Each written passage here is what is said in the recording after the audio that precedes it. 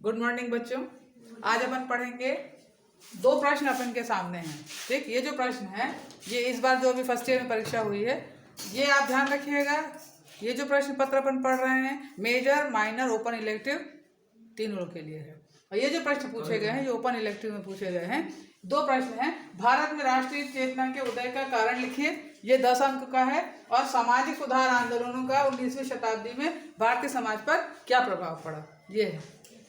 एक 10 नंबर का प्रश्न और एक 5 नंबर का प्रश्न। ठीक है, अब इसको यदि अपन इसके बैकग्राउंड में देखें तो अपन को यदि इसका आंसर देखना है तो अपन को पढ़ना पड़ेगा स्वामी दयानंद सरस्वती। संयोग से कल उनका जन्मदिन भी था, 200वीं जयंती उनकी मनाई गई। और ये जो जयंती है अगले वर्ष तक मनाई जाएगी, क्योंकि जो उन्होंने आर्य समाज की स्थापना करी 1875 में करी, तो अगले साल मतलब 2024 में आर्य समाज की स्थापना को 150 वर्ष पूरे होंगे। इसलिए उनकी जयंती 2 वर्ष आगे मनाई जा रही है। ठीक है, अब अपन को ये देखना है दयानंद सरस्वती जी के बारे में कि उनके ऐसे कौन से विचार थे जिनके कारण 200 वर्ष होने के बावजूद भी आज उनके विचार प्रासंगिक हैं, सामयिक हैं। ठीक है, इसमें अपन को देखना पड़ेगा कि दयानंद सरस्वती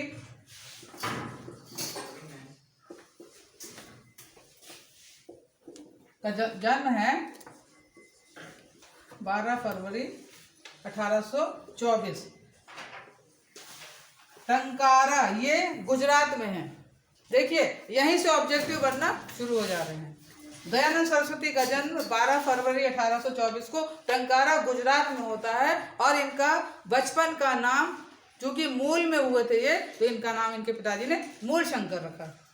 आगे चलकर इन्होंने इस तरह के काम किए हैं कि वैसे उनका जब 8 वर्ष के थे तब से इन्होंने, इनके परिवार में ऐसा धार्मिक वातावरण था कि वेद वेदांतर का इनको ज्ञान था। इनके परिवार में ही ऐसे इनको प्रशिक्षित किया जा रहा था। ऐसा कहा जाता है कि इन्होंने मूर्ति पूजा का तो खंडन किया और वेदों का इन्होंने प्रचार किया। तो ऐसा माना जाता है कि शिवरात्रि के दिन की बात है, जब इनकी उम्र करीब 12 वर्ष रही होगी, तो पूजा इनके घर पे चल रही थी। इनको उपास भी रखवाया गया था इनके पिताजी ने। पर जब वो पूजा करने बैठते हैं तो एक जो चूहा है शिव जी की मूर्ति के पास इधर उधर घूम रहा था, तो उनको ये लगने लगा, इनके मन में आया कि ये जो मैं इनकी पूजा क्यों करूं, जब ये अपने चूहे को अपने आप से नहीं हटा पा रहे हैं। मूर्ति पूजा तो मुझे नहीं करना चाहिए। उसी समय इन्होंने रात में व्रत भी तोड़ दिया और इन्होंने भोजन कर लिया और कहा कि मैं ये व्रत नहीं करूंगा और मैं आज से पूजा तो करूंगा ही नहीं, मूर्ति पूजा मैं आज से नहीं करूंगा, ये इन्होंने संकल्प लिया। अब इन्होंने घर भी छोड़ दिया और इन्होंने ये सोचा कि अब मैं सन्यासी बन जाऊंगा। और भारत की जो कि मध्यकाल का समय था, तो मध्यकाल में भारत की सबसे ज़्यादा दुर्दशा यदि भारत की होती है तो मध्यकाल में होती है, क्योंकि अंग्रेजी शिक्षा तो चल ही रही थी। ठीक है, तो जो जितना भी दुष्प्रभाव चल रहा था और जितने भी वेद ग्रंथ वगैरह थे या जो भी भारत का अच्छा साहित्य था, संस्कृति का साहित्य था, उसका जो हिंदी जो इंग्लिश में रूपांतरण हो रहा था वो उतना सही नहीं हो रहा था। उससे भारत की छवि जो थी अच्छी नहीं बन रही थी। तो वो इस चीज़ से दुखी भी थे। जैसे जैसे वो आगे बढ़ने लगे तो उन्होंने सोचा कि मैं सच्चा ज्ञान भारतीयों को देना चाहूँगा। तो उन्होंने जिस तरह वो ज्ञान के क्षेत्र में बढ़ रहे थे तो उनको शुद्ध चैतन्य भी कहा गया और आगे चल के उनका नाम दयानंद सरस्वती कहलाते हैं। ठीक है, तो ये आप समझिए कि पहले उनका नाम मूल शंकर था। ठीक है, बचपन का नाम उनका मूल शंकर। ठीक है, 1861 में जब वो मथुरा पहुंचते हैं तो वहां उनके एक शिक्षक से, एक गुरु से उनकी मुलाकात होती है। वो उनके धार्मिक शिक्षक बनते हैं बिरजानंद जी। ठीक है, देखिए ये दोनों प्रश्नों का उत्तर का बैकग्राउंड चल रहा है। बिरजानंद जी से उनकी मुलाकात होती है मथुरा में, तो वहां वो 2 वर्ष रहते हैं। 2 वर्ष की शिक्षा में जो उन्होंने अध्ययन किया, जब वो वहां से चलने लगते हैं तो गुरु दक्षिणा के रूप में उनके गुरु उनसे कहते हैं कि मैं आपसे ये संकल्प लेना चाहूंगा, तुम अपना पूरा जीवन भारत के विकास में लगाओगे और भारतवासियों को वेद की शिक्षा, भाष्यों की शिक्षा ये आपको देनी पड़ेगी। वेदों का महत्व आपको, जब तक आपका जीवन रहेगा, जीवन पर्यंत तक आपको ये शिक्षा भारत में देनी होगी। तो उन्होंने कहा तथास्तु और उन्होंने अपना जीवन पूरा इसमें लगा दिया। अब वो रचना करते हैं अच्छी साहित्यिक रचना करते हैं, सत्यार्थ प्रकाश लिखते हैं। अब देखिए यहाँ से प्रश्न बनना शुरू हो गए। दयानंद सरस्वती जी की किताब का नाम सत्यार्थ प्रकाश, ठीक है। सत्यार्थ प्रकाश में अब वो वेदों की शिक्षा देने लगते हैं, वेद पढ़ते हैं। और उन्होंने क्या किया, मैंने आपको बताया, उन्होंने मूर्ति पूजा का खंडन किया और उन्होंने वेदों के महत्व को बताया, चारों वेद के महत्व को बताया। और उन्होंने कहा कि यदि भारत का हमको विकास करना है, भारतवासियों में सही में यदि जागृति हमको फैलानी होगी, तो हमें सबसे पहले वेदों की ओर लौटो। एक ऑब्जेक्टिव और बन रहा है यहाँ देखिए, वेदों की ओर लौटो।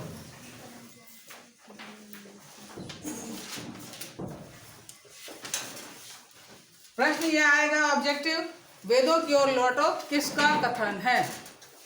जैसे अभी इस पेपर में आया था, करो या मरो का नारा किसने दिया था, महात्मा गांधी ने, ठीक है। तो इसी तरह अब चूंकि अब ये पूछा जा रहा है, यहाँ आपका राष्ट्रीय आंदोलन, यहाँ राष्ट्रीय चेतना पूछा जा रहा है, और यहाँ ये, तो यहाँ आपको दयानंद सरस्वती के बारे में यहाँ पे लिखना। और जब आप यहाँ लिखेंगे तो उनके सत्यार्थ प्रकाश को लिखेंगे, और फिर ये लिखना सत्यार्थ प्रकाश के अंतर्गत उन्होंने ये चीजें लिखी हैं।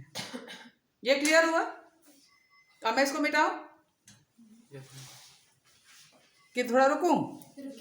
चलिए रुकती हूं।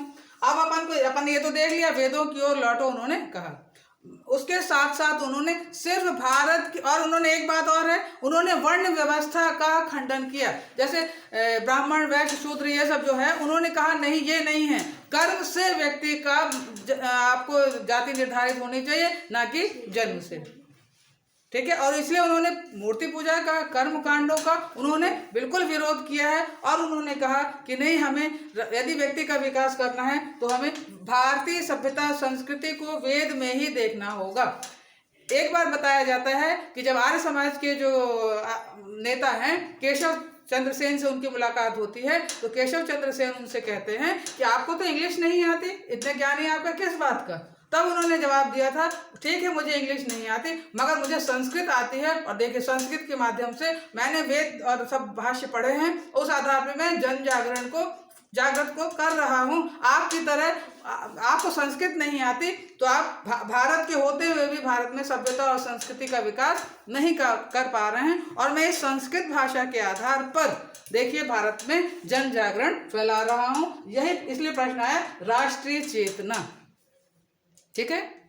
अब अपन दूसरे प्रश्न पर आते हैं कि सामाजिक सुधार आंदोलनों के लिए क्या क्या प्रयास किए गए। तो चूंकि आज अपन का फोकस सिर्फ दयानंद सरस्वती जी पर है, तो अपन इसमें ये देखेंगे उनके द्वारा सामाजिक सुधार आंदोलन के लिए क्या क्या प्रयास किए गए। सबसे पहले मैं आपको बता रही हूँ कि चूंकि मध्यकाल के समय का उनका जीवन काल है, तो मध्यकाल में भारत की स्थिति अच्छी नहीं थी। सबसे यदि दुर्दशा वाला काल कहा जाए तो भारत का मध्यकाल है। और उस स्थिति में उनका जीवन होने के कारण उन्होंने जितनी भी बुराइयां भारत में उन दिनों पाई गई हैं, उनका प्रयास था कि वो उसे दूर कर सकें। तो सबसे पहले उन्होंने क्या किया, विदेशी राज्य,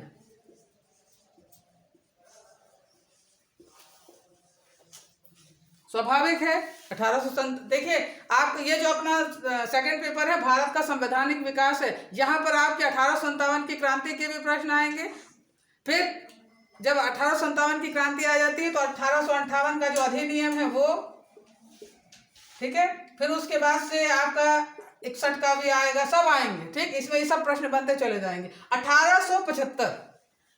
1875 में उन्होंने आर्य समाज की स्थापना की। एक प्रश्न ये भी बनता है, आर्य समाज की स्थापना कब हुई। आर्य समाज की स्थापना 1875 में करते हैं। जैसे मैंने अभी आपको बताया, अगले वर्ष आर्य समाज की स्थापना के 150 वर्ष पूरे होंगे। तो ये जो उनकी जन्म जयंती कल अपन ने मनाई है भारत ने पूरे, तो उसमें 2 वर्ष उनकी जयंती के लिए दिए जा रहे हैं, क्योंकि 150 वर्ष अगले साल पूरे हो रहे हैं।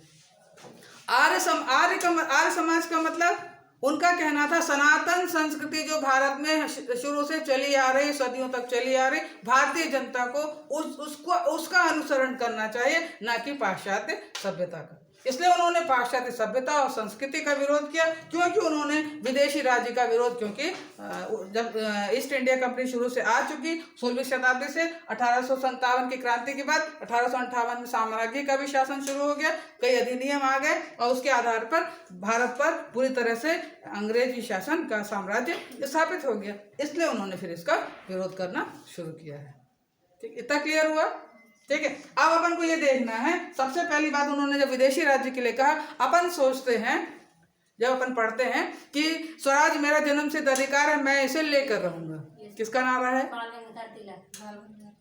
बाल, वेरी गुड, बाल गंगाधर तिलक का। तो मगर ये नहीं, बाल गंगाधर तिलक किससे प्रभावित हुए थे? दयानंद सरस्वती। भारत में सबसे पहले ये महापुरुष हैं जिन्होंने भारत में स्वराज की मांग की थी। कहा था भारतीयों के लिए सबसे बेहतर शासन भारत का भारतीयों के लिए ही है। ये वो शासन अच्छा नहीं है कि हमारे राज्य पर कोई विदेशी शासन करे। ठीक है, तो ये जो बाल पाल लाल का नाम आता है, बाल पाल लाल का मतलब क्या है? बाल से बाल गंगाधर तिलक, वेरी गुड, विपिन चंद्र पाल। तो अब आपके दिमाग में एक और क्लियर हो गई बात कि दयानंद सरस्वती ने सबसे पहले स्वराज की मांग की थी। बाल गंगाधर तिलक, महात्मा गांधी, ये सब जो जितने महापुरुष का मैं नाम ले रही हूँ, ये इनसे प्रभावित होकर के इनके विचारों को फिर आगे बढ़ाया गया। इसलिए राष्ट्रीय आंदोलन की चेतना का यदि अपन बैकग्राउंड देखें तो दयानंद सरस्वती हैं। सामाजिक सुधार आंदोलनों पर अपन अभी बात ही कर रहे हैं, तो ये पूरा जो वो है, ये सत्यार्थ प्रकाश पर निर्भर करता है कि उन्होंने कौन कौन सी बातें कही थी। ठीक है, तो उनके स्वराज की मांग को, स्वराज की धारणा को जनता को जागृत करने के लिए जितना तक, क्योंकि उनकी मृत्यु हो जाती है 1883 में, और कांग्रेस की स्थापना कब होती है? सेकंड पेपर आप लोग पढ़ रहे हैं, भारतीय राष्ट्रीय आंदोलन आपके कोर्स में है। भारतीय राष्ट्रीय कांग्रेस की स्थापना होती है 1885 में और 1883 में इनका निधन हो जा रहा है। ठीक है, तो इसके बाद का जो भी संभाला गया वो विपिन चंद्र मतलब बाल पाल लाल के द्वारा स्वराज की भावना को आगे बढ़ाया गया। ठीक है, तो आपको ये इसमें पूरा अपने आंसर में लिखना पड़ेगा। ठीक, अब चलिए अपन बात करते हैं भारत में सामाजिक सुधार आंदोलनों की। मैंने आपको जैसे पहले बताया कि मध्यकाल में भारत का सबसे दुर्दशा का काल था, तो महिलाओं की स्थिति। उस जमाने में उन्होंने कहा महिलाओं को पढ़ने का अधिकार होना चाहिए। जिस तरह गार्गी और मैत्री को प्राचीन सभ्यता और संस्कृति में शास्त्रार्थ का अधिकार था, शिक्षा का अधिकार था, तो इस समय में भी महिलाओं को शिक्षा का अधिकार होना चाहिए। 7 समंदर पार यात्रा करने में तो गांधी जी को ही जाति से निकाल दिया गया था। इतना आप लोगों को जानकारी होनी चाहिए कि जब वो शिक्षा के लिए जाते हैं तो सबसे पहले वहाँ जो उनके जाति की पंचायत बैठी थी, बकायदा सरपंच ने घोषित किया था कि इनको जाति से बहिष्कृत किया जा रहा है क्योंकि ये 7 समुंदर पार जा रहे हैं। तो जब एक पुरुष के साथ ऐसा करा गया था भारत में, तो एक महिला के लिए तो कहा ही गया था 7 समुंदर पार वो जाति से बहिष्कृत कर दी जाती थी। तो उन्होंने बकायदा सत्यार्थ प्रकाश में लिखा है कि 7 समंदर पार यदि कोई महिला जाती है तो उसको इस तरह का उसके साथ पक्षपात नहीं होना चाहिए। उसे ये अधिकार है कि वो अपने, ये अधिकार उसको है, वो जा सकती है, तो इसलिए उसको ये इस तरह का बंधन नहीं लगाना चाहिए। तो उन्होंने शिक्षा का अधिकार स्त्री के लिए कहा। स्त्री पुरुष समानता की बात वो उस जमाने में कर रहे हैं। जो आज अपन कहते हैं स्त्री पुरुष समानता की बात होती है, वो उन्होंने मतलब आज ये जो जितने भी महापुरुष जिस बात पर कह रहे हैं, परंतु उनका किसका अनुसरण किया गया? स्वामी दयानंद सरस्वती का अनुसरण अन्य जो महापुरुष वो कर रहे हैं। उनका कहना है, महात्मा गांधी का, कि दयानंद सरस्वती जैसा आधुनिक विचारक कोई नहीं हो सकता। जो अपने राष्ट्रपति राधा कृष्णन थे, उन्होंने भी कहा था यदि हम आधुनिक काल में महापुरुषों की बात करें तो एक पहला महापुरुष हो सकता है स्वामी दयानंद सरस्वती, क्योंकि वो उस जमाने में आज से 200 वर्ष पहले वो ये विचार रखते हैं कि स्त्री पुरुष में समानता होनी चाहिए।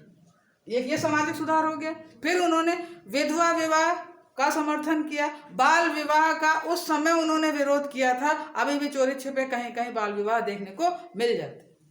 तो उस जमाने में तो इतना पूछा इसका वो था कि उन्होंने उस समय उसका विरोध किया था। ठीक है, अब अपन यहाँ ये देखते हैं कि मान लीजिए जैसे छुआछूत की भावना, अस्पृश्यता की भावना आपके भारतीय सभ्यता और संस्कृति में कहा गया था रची और बसी थी।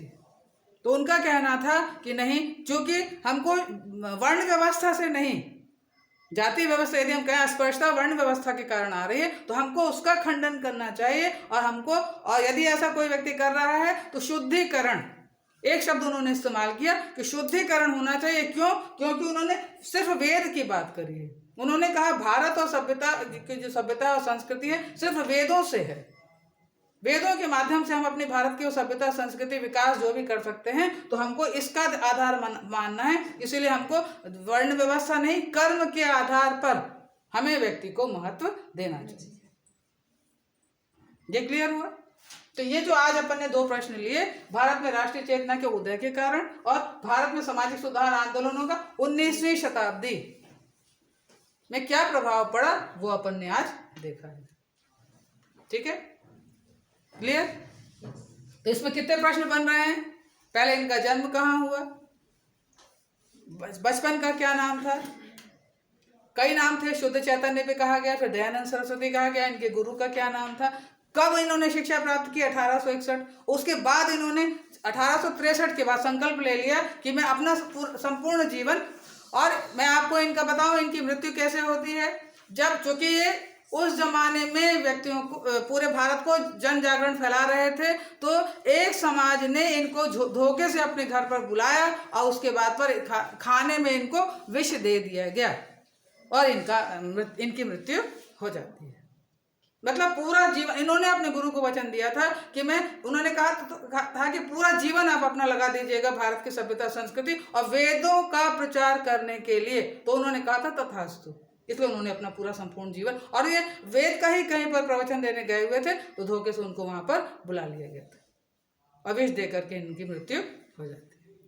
ठीक, तो ये दोनों पूरा ये क्लियर हो गया आप लोगों को दोनों?